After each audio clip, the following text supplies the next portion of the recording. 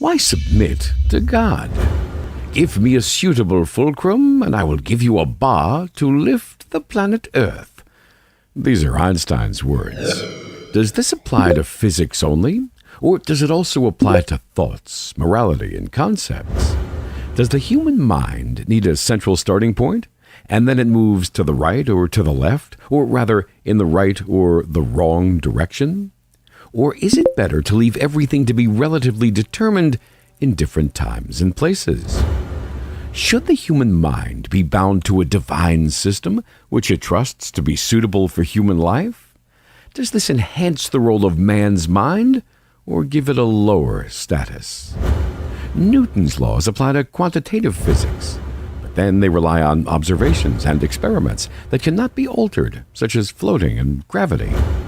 To use the human mind in building spaceships and websites is fine, but to use it for reinventing the wheel and rediscovering fire is ridiculous and absurd. The human mind faced a great battle to arrive at a set of rules that operate to improve human life. In the process, the human mind had to go from one extreme to another, and to rise from absurdity to logic. However, at no stage was the human mind absolutely right. When you do not have a point of reference, you cannot be completely certain. History proceeds like sea waves. What appears repugnant and prohibited at some place and time may be appealing and encouraged at others. There may be a difference of only a short distance between one place and another, or a few years between one time and another. Every community considers its law to be the best and most appropriate. Only a few decades ago, black people were not allowed to use the same seats that the white people used in public transport in the United States. To use public toilets or water taps by a black person was a punishable offense and seen as repugnant by the great majority of white people. To advocate full equality between whites and blacks was to them sheer idiocy. Laws change with time and place.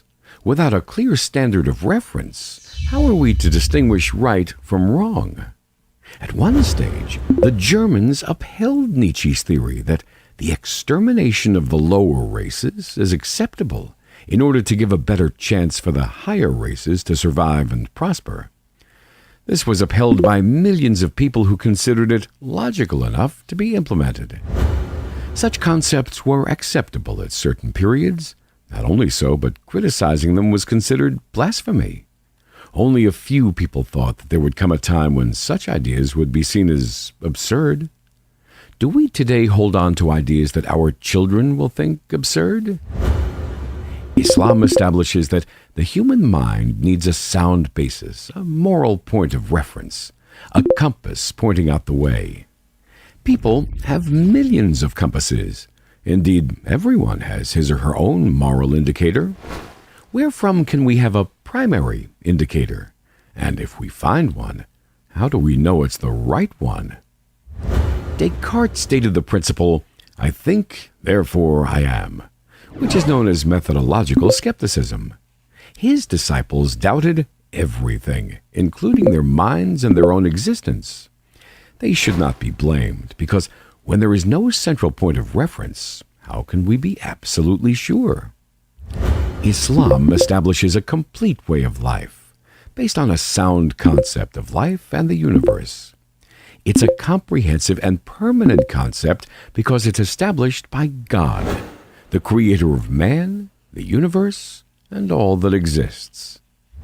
Some people today may object to the Islamic way of life, and some may ridicule it as unsuitable for our modern time. This is just as the white masters would have laughed when they were told that the only criterion that distinguishes people is their fear of God. They would have said, "You must be kidding. Is it not a backward religion that equates a monkey climbing a tree and a white Anglo-Saxon person?" They would have said that such a religion was unsuitable for their time. Likewise, the priests who wondered in 520 whether women were animals, Satans, or merely inferior humans would have laughed if they knew that Islam establishes the principle of complete equality of men and women. they would have said that it was a religion that did not suit their age. Should we ask which Islamic principle you find unsuited for your own age?